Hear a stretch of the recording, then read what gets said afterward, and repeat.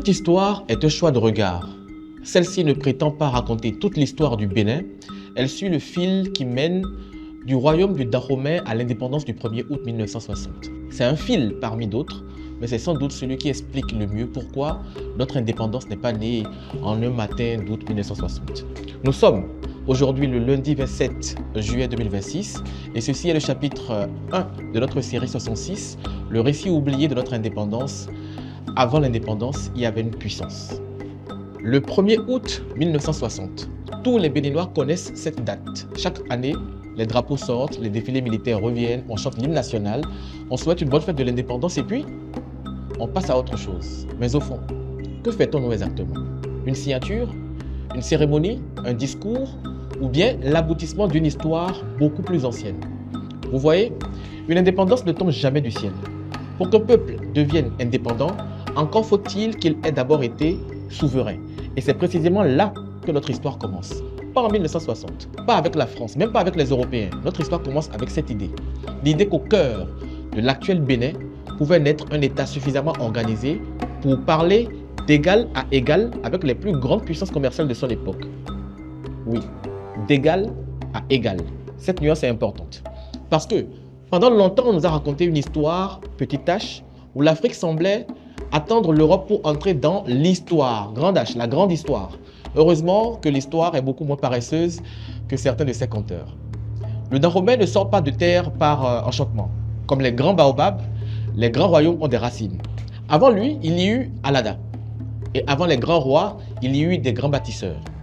La tradition nous parle de Gani Khessou, puis de Dako Donu, puis surtout de Rugbadja, que beaucoup considèrent comme le véritable organisateur du royaume.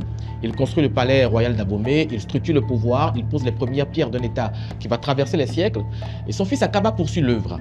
Puis arrive Agadja, et là, l'histoire change brutalement de rythme. Nous sommes en 1724. Agadja conquiert Alada. 3 ans plus tard, 1927, il prend sa vie, capitale du royaume de Hueda. Autrement dit, le Dahomey ne gagne pas seulement quelques kilomètres carrés, il met la main sur Ouida.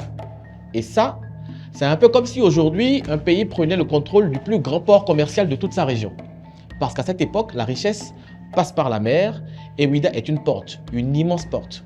Depuis 1482, les Portugais fréquentent cette côte. Puis arrivent les Hollandais, les Anglais, les Français, les Danois, à croire que toute l'Europe avait inscrit le golfe de Guinée dans son itinéraire avec 3 siècles d'avance. Pourquoi viennent-ils? Par curiosité, vous direz-vous peut-être, par amour des paysages tropicaux? Soyons sérieux, ils viennent pour une seule raison, le commerce. Et au début, le commerce le plus tragique de notre histoire, celui des êtres humains. Puis progressivement, les besoins changent. Les manufactures européennes réclament désormais de l'huile de palme, du ricin, du coton, de l'ivoire. Il faut bien fabriquer du savon à Marseille, pardi, et faire tourner les usines de Liverpool. Les marchandises changent, les intérêts, eux, restent les mêmes. S'enrichir, toujours. Le Dahomey comprend très vite une chose. Contrôler Ouida, ce n'est pas seulement contrôler un port, c'est contrôler les taxes, les routes commerciales, les négociations, les alliances. Le royaume devient un acteur diplomatique. Il échange avec les Européens, reçoit leurs représentants, envoie les siens, dispose d'une administration, d'une armée permanente, d'une fiscalité, d'un protocole de cour, en gros d'un appareil d'État. L'historien Yves Péot, qui n'était pourtant pas fils du pays, parlera d'une organisation politique impressionnante, comparable sur plusieurs aspects aux monarchies européennes de son époque. Comparable, pas identique, comparable. Et cette simple phrase devrait déjà nous obliger à regarder notre histoire autrement. Puis vient celui dont le nôtre traverse encore les siècles, Guézo. Nous étions en 1818. Attention, c'est ici que beaucoup d'histoires se trompent. Guézo ne crée pas le Dahomey, il hérite d'une œuvre commencée bien avant lui. Et c'est précisément ce qui fait sa grandeur. Les grands hommes ne sont pas seulement ceux qui bâtissent, ce sont aussi ceux qui savent agrandir sans détruire. Sous Guézo, l'armée est réorganisée, l'administration renforcée, les finances modernisées. Le royaume développe davantage la production d'huile de palme alors que la traite négrière est de plus en plus contestée dans l'Atlantique. Le Dahomey produit, commerce, négocie, s'adapte parce qu'un royaume qui refuse de s'adapter finit toujours par appartenir à l'histoire. Pendant ce temps, l'Europe, elle aussi, accélère. Les usines se multiplient. La révolution industrielle transforme les économies. Les besoins explosent. Toujours plus de matières premières, toujours plus de marchés, toujours plus de territoires. 2 ambitions avancent sans encore se heurter. Celle d'une Europe qui cherche à éteindre sa puissance et celle d'un royaume africain qui entend préserver la sienne. Le rendez-vous paraît inévitable. Puis arrive 1858. Après 40 années de règne, le roi Guézo meurt. Il laisse un royaume puissant, structuré, respecté, souverain.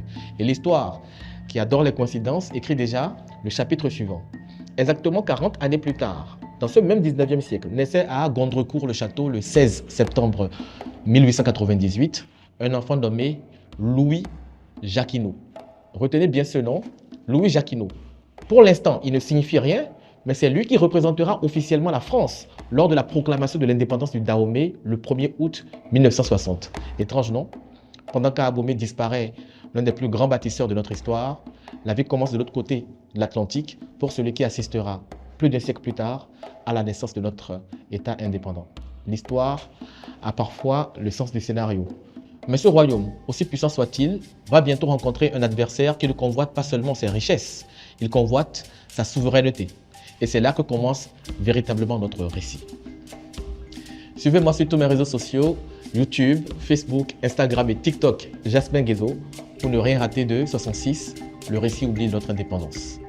Et pour la suite, rendez-vous demain, mardi 28 juillet 2026, à 6h06.